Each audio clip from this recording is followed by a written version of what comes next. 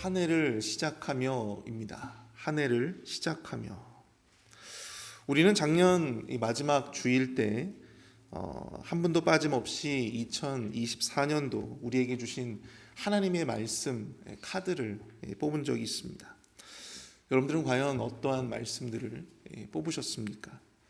저는 이런 말씀을 뽑았습니다. 로마서 11장 우리 33절 말씀인데요.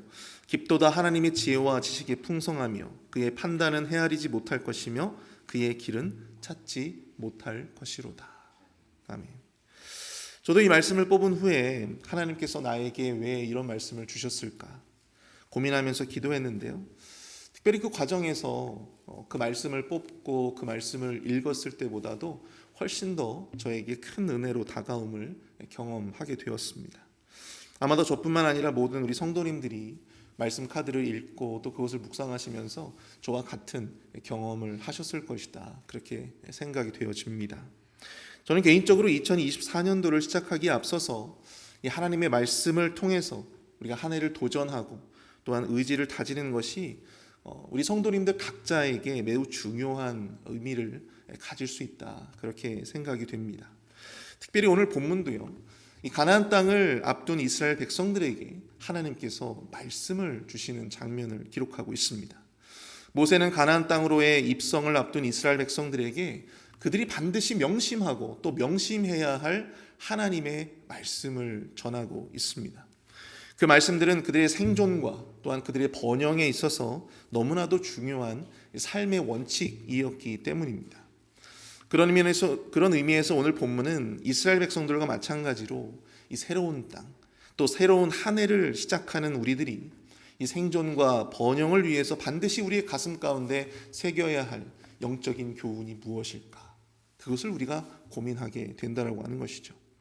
2024년도 한 해를 시작하며 우리 가슴에 새겨야 할 영적인 교훈은 무엇일까요? 하나님께서 우리에게 주시는 그 귀한 영적인 진리의 말씀은 무엇입니까? 우리 본문의 내용을 중심으로 함께 몇 가지 살펴보고 또 은혜와 도전을 얻는 시간이 될 수 있기를 축복합니다. 첫 번째로 한 해를 시작하며 우리는 말씀을 대하는 관점과 태도를 점검해 봐야 한다고 하는 것입니다. 한 해를 시작하며 우리는 말씀을 대하는 관점과 태도를 점검해 봐야 합니다. 오늘 본문 1절을 보시면요. 이스라엘아 이제 내가 너희에게 가르치는 규례와 법도를 듣고 준행하라. 그리하면 너희가 살 것이라. 너희 조상의 하나님 여호와께서 너희에게 주시는 땅에 들어가 그것을 얻게 되리라. 아멘. 하나님의 말씀을 듣고 그것을 준행하는 것은 이스라엘 백성들에게 있어서 생존과 번영을 위한 선택이 아닌 필수라고 하는 사실을 말씀해 주고 있다라고 하는 사실이죠. 단순히 하나님의 규례와 법도를 얼마나 아느냐, 그것을 얼마나 우리가 그것을 들었느냐, 그것을 말씀하고 있지 않다라고 하는 것입니다. 그 말씀을 준행하라고 하는 것이죠. 오늘 본문에서 강조하고 있는 일관된 메시지가 바로 이것입니다. 하나님의 말씀, 하나님의 법도, 하나님의 규례를 들어라 이것이 아니고요, 준행하라는 거예요. 그리고 이것이야말로 하나님의 백성으로서 우리가 지켜야 할 선택이 아닌 우리의 본질이라는 사실을 말씀해주고 있다고 하는 사실입니다. 그래야 하나님께서 우리에게 생명을 주시고 또 우리를 위해서 예비하신 약속의 땅도 누리게 하시겠다라고 하는 것입니다.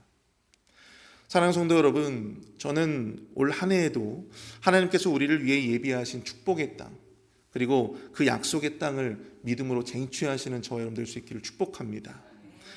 그것을 위해서 우리에게 요구하시는 것은요, 다른 것이 아닙니다. 하나님의 사람으로서 하나님의 말씀을 듣는 것에 만족하지 말고 그대로 살라고 하는 것입니다. 이는 오늘날 우리에게 말씀을 대하는 기본적인 관점과 태도를 점검해야 한다라고 하는 사실과 일맥상통하는 이야기예요. 여러분들 2절을 보십시오.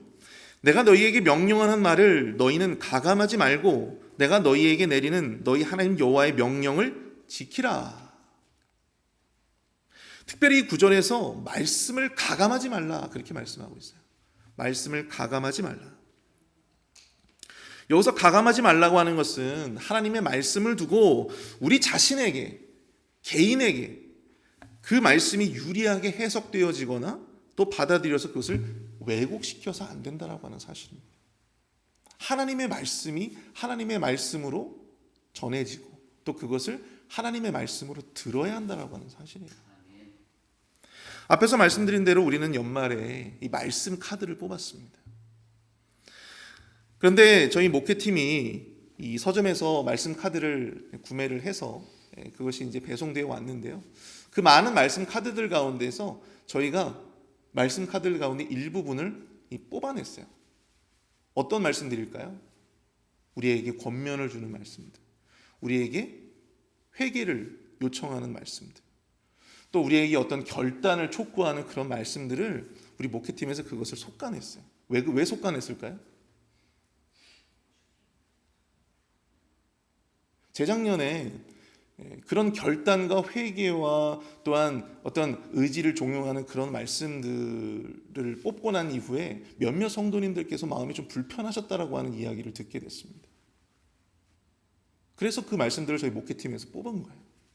성도님들이 불편해하지 마시라, 시험 들지 마시라. 여러분, 제가 그것을 보면서 은연중에 이것이 과연 하나님의 말씀을 가감하는 어떤 그러한 모습들은 아닐까를 생각을 해보게 되었습니다. 하나님의 말씀을 가감하는 것에 우리가 은연중에 너무나도 젖어 있다라고 하는 사실이에요. 우리에게 위로가 되고 사랑이 되고 소망을 갖게 하는 그런 메시지에는 우리가 아멘으로 잘 우리가 받아들이고 또 그것을 깨닫게 되지만, 우리가 어떤 회개를 종용하거나 또 의지를 결단하게 되어지는, 행동을 결단하게 되어지는 어떤 그러한 말씀들이 우리에게 주어졌을 때는 여러분들 그 말씀에 우리가 아멘으로 그렇게 쉽게 우리의 입이 잘 떨어지지 않더라고 하는 사실입니다. 오히려 그것이 우리에게 또한 시험이 되었다라고 이야기하시는 분들도 많이 있다라고 하는 거죠. 대부분 우리 신앙인들은요, 말씀을 듣고 누리는 것에 너무나도 익숙해져 있습니다. 말씀을 들었는데 은혜가 아니라 뭔가 마음에 부담이 느껴지고 마음에 불편함이 느껴진다면 그것에 굉장히 큰 스트레스를 받아요. 말씀을 전하는 목회자로서 왜 그럴까라고 하는 것을 고민합니다. 왜 우리는 거기에 그렇게 크게 마음의 부담과 불편함을 느끼고 스트레스를 받을까? 저는 그것이 말씀을 듣는 것에 우리가 너무나도 익숙해져 있기 때문이라고 생각합니다. 말씀을 듣고 그 말씀을 들음으로 인해서 누리는 은혜에 우리가 너무나도 익숙해져 있다고 하는 사실이에요. 우리들이 말씀을 삶의 현장 속에서 살아내고 또 실천하는 것에 익숙해 있지 않고 그저 우리가 읽고 듣는 말씀, 그로 인해서 주어지는 은혜의 누림에 우리가 너무나도 익숙해져 있다고 하는 사실입니다. 그렇기 때문에 우리는 크게 도전해야 하는 말씀이나 또한 회개를 권고하는 어떤 그러한 말씀이나 삶의 신청이나 삶의 실천이나 순종을 결단해야 하는 그런 말씀들에 우리가 마음에 큰 부담을 안게 되어진다고 하는 거죠. 사랑하는 성도 여러분, 말씀은요, 교양이 아닙니다. 단지 그 말씀의 의미와 뜻을 우리가 얼마나 아느냐, 얼마나 우리가 깊게 그것을 이해하느냐, 거기에 있지 않아요. 말씀을 읽고 듣고 생각하는 것으로 말씀의 온전한 깊이와 또 말씀의 은혜를 우리가 온전히 경험했다, 우리가 그렇게 자부할 수 없다라고 하는 사실입니다. 하나님의 말씀은요, 내가 듣고 내가 그것을 이해했을 때보다도 내가 그 하나님의 말씀을 듣고 그 말씀을 우리의 삶의 현장 가운데서 실천해 나갈 때 하나님께서 부어주시는 은혜가 더 크다라고 하는 사실이에요. 그 삶의 현장 가운데서 하나님께서 우리에게 부어주시는 은혜가 너무나도 커요. 여러분, 제가 앞서 제가 뽑은 말씀을 제가 읽어드렸습니다. 여러분, 그 말씀을 읽으셨을 때 여러분들이 만약에 그 말씀을 뽑으셨으면 어떤 생각이 들었을까요? 저도요, 여러분들 좋은 말씀 뽑고 싶어요. 저도 우리 목사님처럼 강하고 담대하라, 내가 너와 함께하리라, 저도 이런 말씀, 내가 너에게 듬뿍듬뿍 부어주리라, 채워주리라, 이런 말씀 저도 뽑고 싶어요. 근데 하나님께서 왜 이런 말씀을 나에게 주셨을까? 제가 곰곰이 묵상하면서 그런 생각이 들더라고요. 그러니까 저의 어떤 고질적인 저의 연약한 허물 중에 하나가 너무나도 이 미래를 너무나도 쉽게 예단하는, 판단하는 저의 그런 허물이 있거든요. 근데 그런 허물을 하나님께서 그 말씀을 통해서 보게 하시는 거예요. 깨닫게 하시는 것입니다. 그러니까 훨씬 더 저에게 그것이 유익이 되고 저의 마음과 또한 삶을 바꾸어낼 수 있는 능력이 되는 말씀이 나에게 되는 거예요. 여러분, 우리가 잠깐 듣고 누리는 그 말씀의 은혜에만 여러분들 우리가 머물지 말고, 거기에만 우리가 익숙해져 있지 말고, 정말 우리의 말씀, 그 받은 말씀이 2024년도 우리의 삶의 현장 가운데서 온전히 실천되어지는 그 놀라운 은혜를 경험하시는 저와 여러분들 수 있기를 축복합니다. 여러분, 그럴 때 하나님께서 여러분들에게 부어주실 남다른 은혜, 특별한 은혜를 모두 경험하시는 저와 여러분들 수 있기를 바랍니다. 두 번째, 우리가 한 해를 시작하면서 우리는요, 거룩한 영적인 정체성을 세워가야 한다고 하는 것입니다. 오늘 보면 7절을 보시면 우리 하나님 여호와께서 우리가 그에게 기도할 때마다 우리에게 가까이 하심과 같이 그 신이 가까이함을 얻은 큰 나라가 어디 있느냐 말씀하고 있습니다. 이 구절은 특별히 하나님과 이스라엘 백성들 간의 이 특수한 관계를 강조하고 있는 표현이에요. 당시 고대 근동의 다른 신들의 어떤 신화라든지 그런 문화들 속에서는요, 신은 인간과 굉장히 큰 거리를 두고 있는 것이 당시 고대 근동의 어떤 다신교를 믿는 그러한 신들에 대한 설정이었어요. 신화였어요. 근데 여호와 하나님처럼 이렇게 밀접하게 이스라엘 백성들과 가까이 하고 또 함께 한다라고 하는 것, 그런 나라가 없다라고 하는 것이죠. 그만큼 이스라엘 백성들이 특별한 존재였다라고 하는 사실입니다. 또한 본문 8절을 보시면 오늘 내가 너희에게 선포하는 이 율법과 같이 그 규례와 법도가 공의로운 큰 나라가 과연 어디 있느냐. 모세는 하나님이 주신 율법이요, 다른 열방들의 그 어떠한 법보다도 크다, 뛰어나다라고 하는 것을 강조해주고 있는 표현이에요. 다른 열방과 다른 나라들에서는 찾아볼 수 없는 이 하나님의 어떤 그런 이 밀접한, 하나님과 가까이 하는 어떤 그런 관계 속에 있는 이스라엘 백성들을 조명하고 있는 것입니다. 또한 다른 열방과 나라들에서는 찾아볼 수 없는 공의로운 율법, 공의로운 법과 규례, 이것을 바로 이스라엘 백성들이 가지고 있다고 하는 사실이죠. 그러면서 모세는 이스라엘 백성들을 향하여 큰 나라다, 큰 나라, 큰 나라, 이것을 3번이나 강조해주고 있습니다.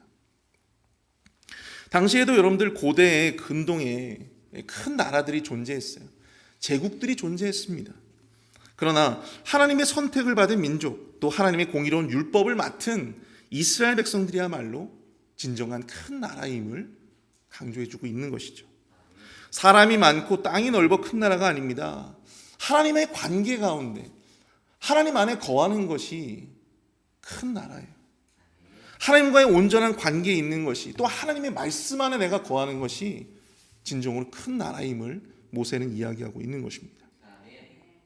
사랑하는 성도 여러분, 하나님의 큰 나라, 하나님의 큰 백성이라는 거룩한 영적인 정체성을 가지시는 저와 여러분들 될 수 있기를 축복합니다. 여러분들, 나라가 세워지기 위해서 필요한 3가지 조건이 있습니다. 그것이 무엇입니까, 여러분들? 여러분들 옛날에 우리 도덕과 윤리 시간에 배웠잖아요. 영토가 있어야 돼요. 땅이 있어야 됩니다. 근데 여러분, 이스라엘 백성들이 땅이 있어요, 없어요? 땅이 있어요, 없어요? 지금은 없지만 이제 요단강만 건너면 하나님께서 예비하신 약속의 땅이 있지 않습니까? 또 뭐가 필요하죠? 백성이 필요하죠. 근데 이스라엘 백성들에게는 이미 600만이 넘는 굉장히 많은 인구가 그들에게 있었어요. 또 하나가 뭐예요? 바로 주권입니다. 주권. 근데 여러분, 이 주권을 이야기할 때 이 나라의 주권은 누구에게 있습니까? 국민에게 있죠. 대통령에게 있는 것이 아니라 국민에게 있는 거예요. 근데 여러분, 이스라엘 백성들의 주권은 어디에 있습니까? 누구에게 있어요? 그렇죠. 여호와 하나님께 있다라고 하는 사실이죠. 여러분, 이스라엘 백성들이 법도와 규례를 받았다라고 하는 것, 율법을 받았다라고 하는 것이 무슨 의미인 줄 아십니까? 그들의 주권이 누구에게 있다라고 하는 것을 의미하는 거예요. 여호와 하나님께 있다라고 하는 것을 의미하는 것입니다. 여호와 하나님의 통치와 다스림을 받는 백성들이 바로 이스라엘 백성들이다라고 하는 사실을 말씀해주고 있는 것이죠. 사랑하는 성도 여러분, 하나님의 큰 나라, 하나님의 큰 백성이라는 이 거룩한 영적인 정체성을 세워갈 때 우리가 기억해야 할 것은 무엇인 줄 아십니까? 우리의 주권이 나에게 있지 아니하고 여호와 하나님께 있다라고 하는 사실입니다. 여러분, 이스라엘 백성들, 아무것도 없는 이스라엘 백성들이 큰 백성이 되고 큰 나라가 될 수 있었던 이유가 무엇입니까? 그들이 하나님의 선택을 받았고 또 그들이 하나님의 말씀을 맡은 자들이었다라고 하는 사실이에요. 그거밖에 없어요. 하나님의 주권, 그 하나님의 주권을 인정하는 것이 우리가 진정으로 기억하고 우리의 가슴에 새겨야 할 우리의 영적인 정체성이다라고 하는 사실입니다. 2024년도 이 한 해 동안 우리가 올해의 캐치프레이즈 뭡니까? 뭐예요? Not I but? 예, 어떤 분들은 Not I but be라고 하시는 분들도 있는데, 예, Not I but Christ, 내가 아니라 예수 그리스도가 내 안에서 온전히 드러나는, 존귀히 드러내지는 그런 은혜의 한 해가 될 수 있기를 축복합니다. 그러기 위해서 필요한 것은 여러분, 나의 주권을 주장하고 나의 주권을 인정해달라 하는 것이 아니고요, 그 안에서 하나님의 주권을 인정해드리고 하나님이 나를 이끄시는 대로 따라가는 것, 순종하며 나아가는 것, 그것이 우리에게 진정으로 필요하다고 하는 사실을 여러분들 꼭 기억하실 수 있기를 축복합니다. 마지막으로 우리 한 해를 시작하면서 우리는 받은 은혜에 대한 감격을 잊지 말아야 합니다. 오늘 보면 9절을 보시면 오직 너는 스스로 삼가며 내 마음을 힘써 지키라. 그리하여 내가 눈으로 본 그 일을 잊어버리지 말라. 내가 생존하는 날 동안에 그 일들이 내 마음에서 떠나지 않도록 조심하라. 너는 그 일들을 내 아들들과 내 손자들에게 알게 하라. 아멘. 여기서 모세는 이스라엘 백성들에게 권면합니다. 내가 눈으로 본 그 일을 잊어버리지 말라. 잊어버리지 말라. 그들이 결코 잊어서는 안 될 그 일이 과연 무엇입니까, 여러분들? 10절을 보시면 내가 호렙산에서 내 하나님 여호와 앞에 섰던 날에 여호와께서 내게 이르시기를 나에게 백성을 모으라. 내가 그들에게 내 말을 들려주어 그들이 세상에 사는 날 동안 나를 경외함을 배우게 하며 그 자녀에게 가르치게 하리라 하시네. 여기서 그들이 결코 잊지 말아야 될 것이 무엇입니까? 그것은 바로 호렙산에 나타나신 하나님께서 그들에게 무엇을 주신 사건이에요? 그들에게 말씀을 주신 사건이에요.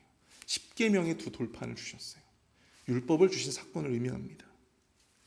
우리가 내일 본문에서도 이제 살펴보겠지만 오늘 본문 뒤에 이어지는 내용들은요, 하나님 이외에 우상을 숭배하는 것을 금지하는 내용들을 다루고 있습니다.